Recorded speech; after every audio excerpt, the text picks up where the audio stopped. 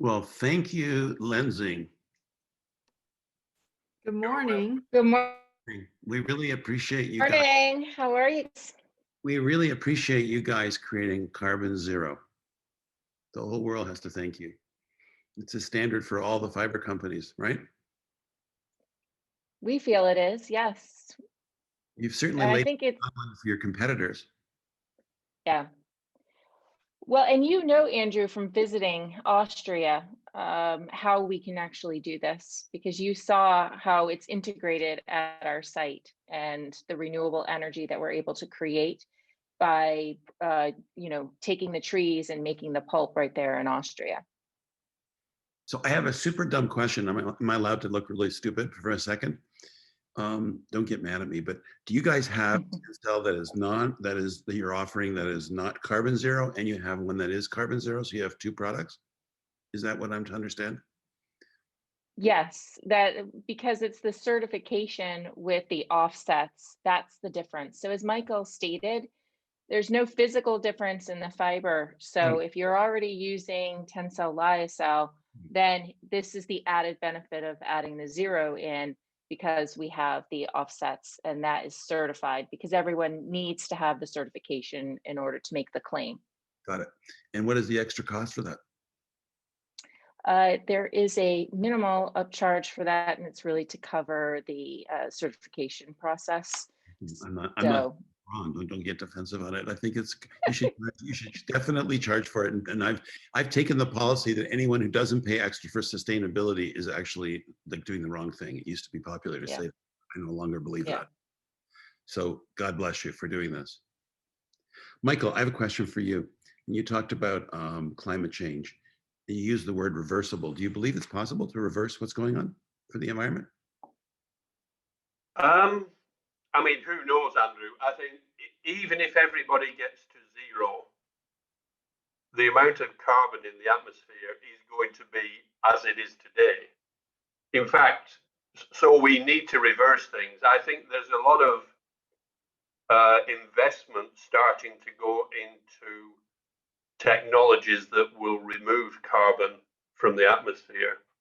You know, they're talking about trapping it in the likes of concrete. They're talking about putting it into the ocean bed.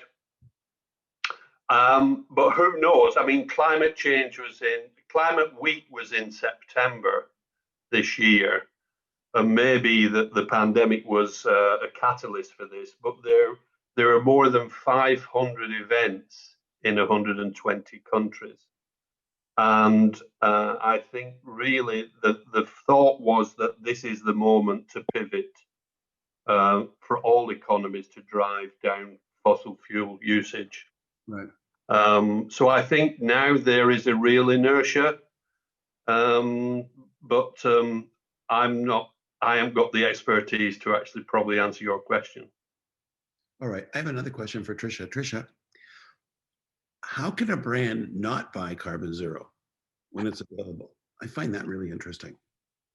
Yeah, I know, right? When you're given this choice, why wouldn't you select it? Yeah, if you believe in the environment, you got any kind of environmental policy at all, how could you not pay a little bit more for having it carbon zero? I don't understand. You know, from the preview conversations that we've been having with brands pretty much since July around this topic, the questions that come up revolve around, I don't even know what I'm doing around carbon. Really? So how do they even be able to communicate it? You getting is, well, that's nice for Tencel, but what about the other fibers I use? Because it's that progress of perfection, and a great label on their shoes to say this is where we're at, and they're tracing their carbon footprint. And I think that's the type of model that we need to have in apparel, because people want to come out and say, brands want to say this is the zero carbon garment. Okay, there's a lot that would go into that, but why don't we at least look at where we could start to reduce and make steps in that direction? And that's the mentality that I think is missing. And then as far as understanding you know, as Michael stated, we're the only fiber company that has science-based targets. And that's really the start where companies need to be. You have to start to be able to measure it. And I think this is an issue that we haven't been addressing around carbon within the apparel industry. We've been looking at water, we've been looking at chemicals, at circularity and waste, but this is a huge issue to tackle. And because of all the components, and when, as Michael said, you know, in scope 3, this is where it becomes a challenge and brands are reluctant on how to communicate. We have to run. Vivian's looking at me like we have to move on. Yeah, we have to run, but before that, Tricia and Michael, maybe you want to go to the Q&A because there's a question from Pietro. Maybe you can answer them on the Q&A section. Okay, Michael, Okay. you want to take that? Great. Yeah. All right. So I'll Okay. see you soon. Thank you. Good to Thank see you. everyone. Thank you for Thanks. Good luck Thanks with- so much for Bye-bye. doing this. We Okay, love- bye-bye. Bye.